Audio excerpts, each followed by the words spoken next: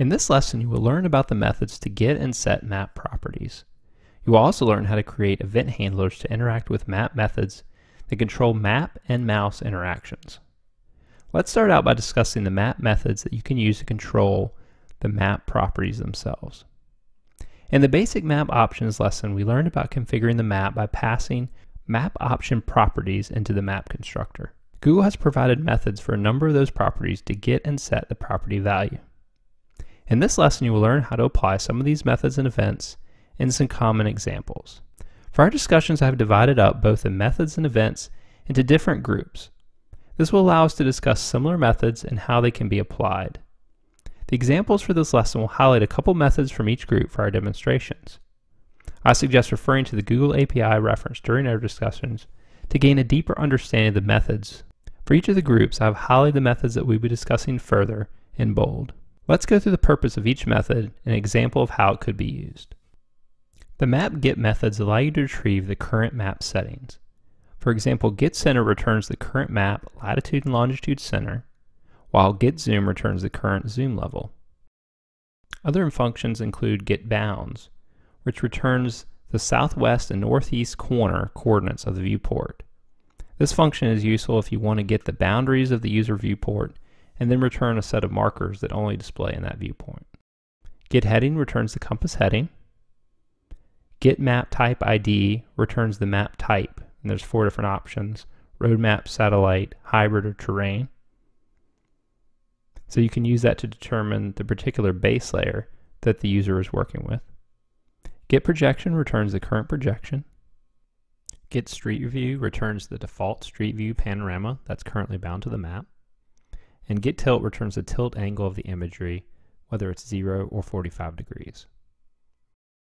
The map set methods allow you to set the map properties, and it includes most of the parameters we just discussed accessing using the get methods.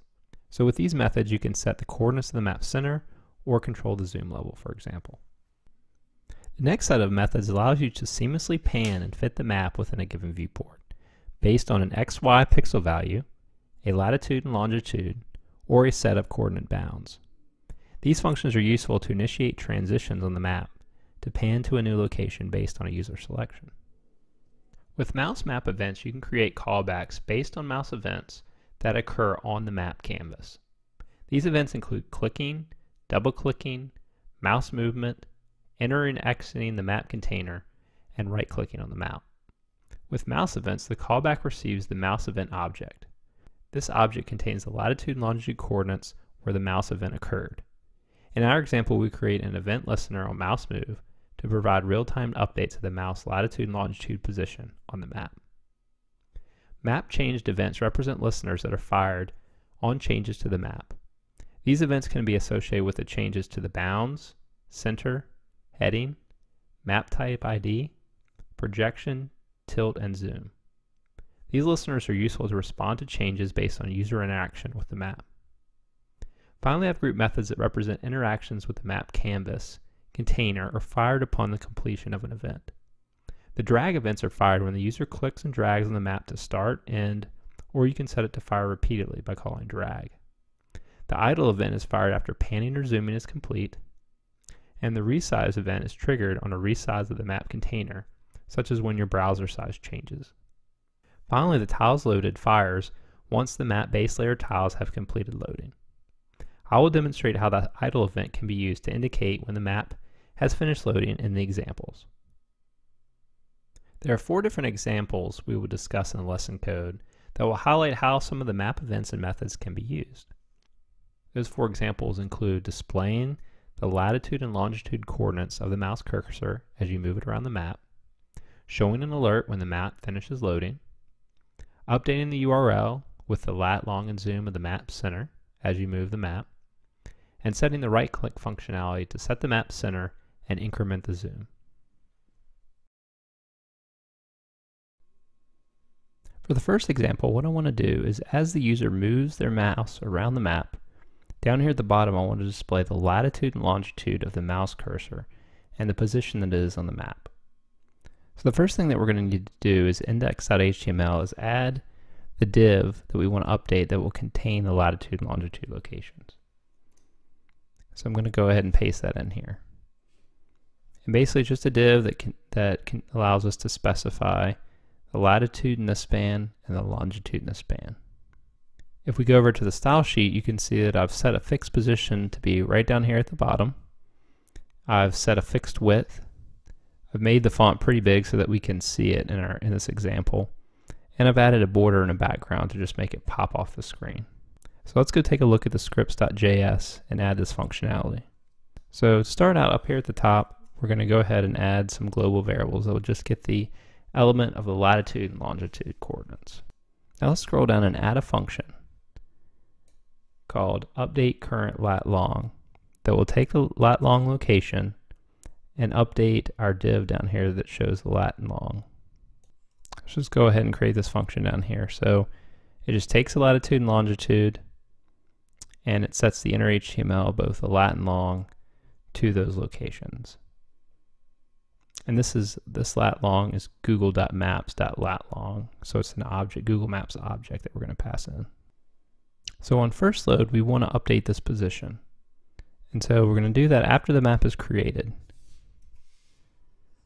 We're going to call update current lat long, and we're going to pass the center position of the map. So we can call map get center. And you can see when the map reloads that it's updated the position. So now what we want to do is add the listener so that as the mouse is moved, it updates the map coordinates.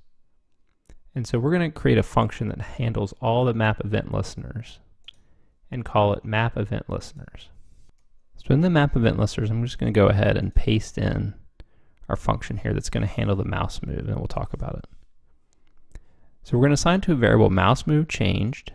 Scroll up a little bit.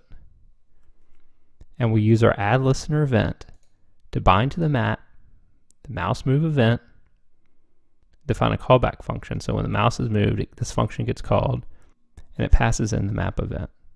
Now this event contains the latitude, the current latitude and longitude of the mouse when this event occurred. So what we'll do is we'll call the same function, update current lat long, and use this event and pass in the latitude and longitude. So the last thing we need to do is on load, we need to call this map event listener so all these listeners get binded to the map. And so we'll call map event listeners. So now you can see as you move the mouse around the map, down at the bottom, the mouse position gets updated as you move. So the next example involves showing an alert when the map finishes loading. So let's add some code down here in the map event listeners.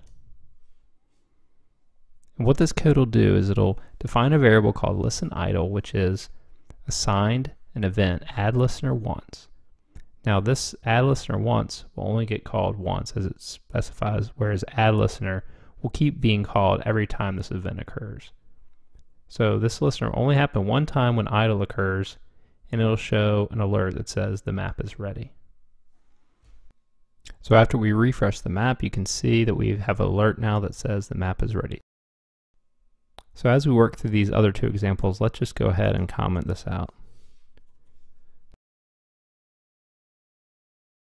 Now the third example we're going to talk about is we're going to update the URL with the current latitude, longitude, and zoom of the map center. So as the user moves the map around, we're going to update in the URL the latitude, longitude, and zoom. And this is useful if you want to create a URL that the user can copy and paste and then come back to the same location they were looking at before. In this example, we're not going to retrieve the parameters when the map is loaded in order to set the center, but I'll show you how to update this URL. So to update the URL, we're going to take advantage of the HTML5 window history push state. So we can update the URL without actually causing a refresh of the browser. So I'll go ahead and paste in the update URL location function. And it takes a center point in the zoom, and it creates a URL that contains the lat, and then I take the center point, I get the latitude, the longitude, I pull the longitude from the center point, and then I assign the zoom. And then that will be pushed up to the URL using the history push state. I'm just going to create this object with the center and the zoom. I'll call it map center, and then I'll push the URL. So now in the map event listeners, we want to add 2 additional listeners that will help us update this URL.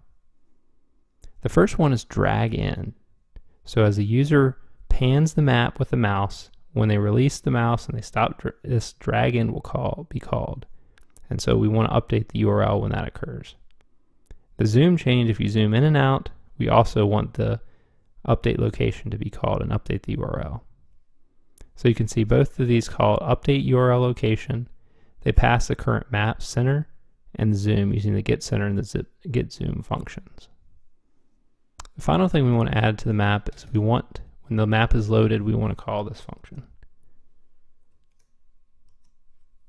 So let's go ahead and call that before the map event listeners. Now you can see it updated the center point. And as the user moves around the map, it's going to update the URL with the current center location. And if I zoom in and zoom out, it'll update the zoom.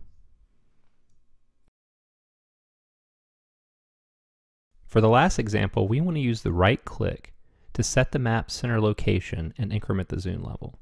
So this is similar to if you double click on a map, you can zoom in to the next level. But what we want to do is to zoom in to a certain extent, and then if you zoom in again, to come back up.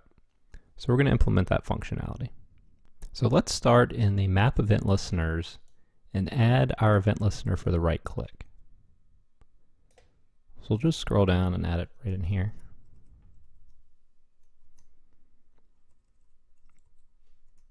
And in this function, I'm going to define a variable called mouse double click, which will store the event listener. And I'm using Google Maps event add listener. Again, I'm doing a right click, and it will pass in the mouse event, which will contain the latitude and longitude of the location where the user clicked. Now for this functionality, we want to implement something different than a double click. When you double click on the map, keep zooming in until you reach the zoom limit. For the right click functionality, we want to zoom in. And when you get to zoom level 16, we want to reset back to zoom level 11. So you'll keep looping through those zoom levels.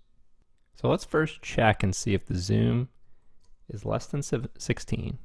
So we've incremented the zoom above. We haven't reached 16 yet. So what we want to do is actually call a set zoom here and pass in the zoom value.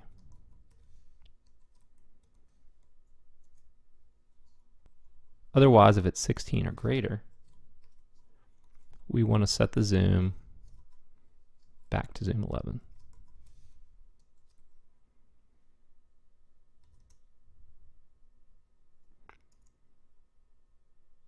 Now the final piece is we want to set the map center based on the location of the right click on the map. Remember, the mouse events pass in this mouse event into our function. So we can use that to get the latitude and longitude and then pass it to our set center function. So we'll call map sets center, and then we'll take this event and get the lat long. So this will set our mouse center to the point that we clicked. Now let's test that out. So if when I right click, see it zoomed in on the location of my mouse.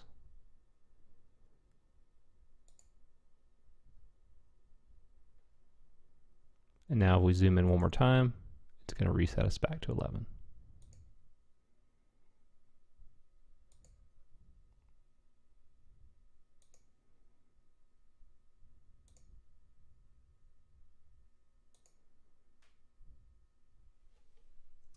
In this lesson, you learned about the map methods and events and how they could be applied using a couple of different examples.